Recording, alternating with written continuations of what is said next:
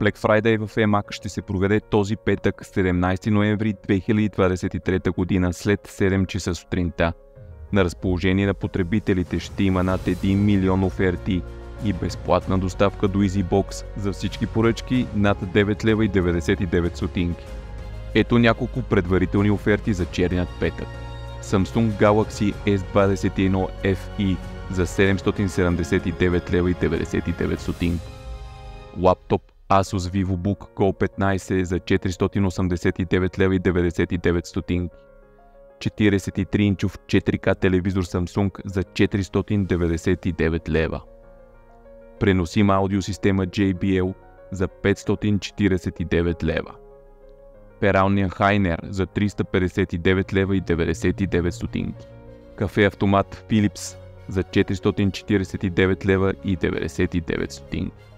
Още предварителни оферти може да видите като последвате линка в описанието на видеото или в сайта promobroshura.com. Няколко факта за отминалият черен петък. Black Friday 2022 година в eMAG беше изключително успешен. За да придобиете представа колко бързи трябва да сте с пазаруването и защо най-атрактивните продукти свършват буквално за секунди, ето някои от ключовите резултати. Поръчките през този ден достигнаха впечатляващата сума от 58,5 милиона лева. Този висок оборот показва големият интерес към предлаганите от eMAG продукти и намаления. Забележителните 81,7% от трафикът е бил от мобилни устройства. Това подчертава важността на мобилното пазаруване и удобството, което то предлага на потребителите.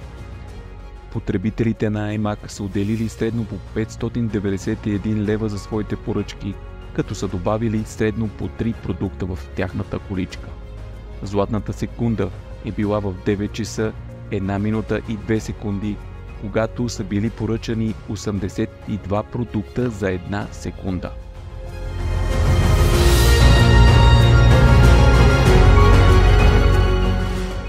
Благодарим, че бяхме заедно и не забравяйте да последвате връзката в описанието на видеото, където ще обявим датата на Black Friday в eMAG за 2023 година, когато тя бъде известна.